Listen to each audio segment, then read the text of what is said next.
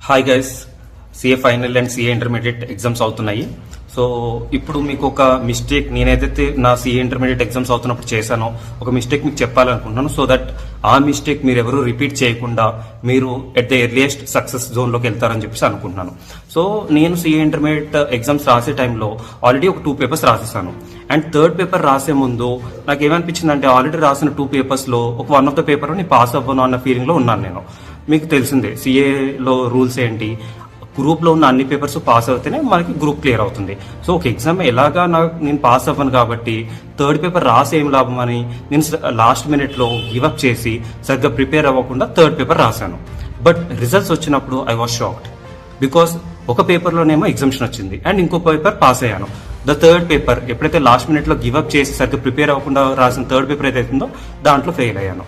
నేను ఈ లాస్ట్ మినిట్లో క్విట్ చేయకుండా నేను ప్రిపేర్ అయ్యి రాసుంటే ఆ థర్డ్ పేపర్ కూడా పాస్ అయిపోయేవాడిని అండ్ ఆ అటెంప్ట్లోనే నా సిఏ ఇంటర్మీడియట్ అనేది కంప్లీట్ అయిపోయేది.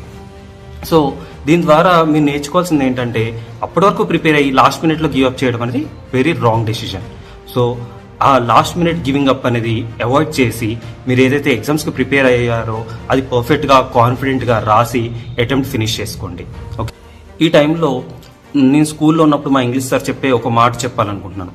ఆయన ఏమనేవారంటే, learn from the experiences of others so that you can save a lot of time of yours అనేవారు. సో ఇది ఫాలో అవ్వండి and all the best for your upcoming exams. Thank you.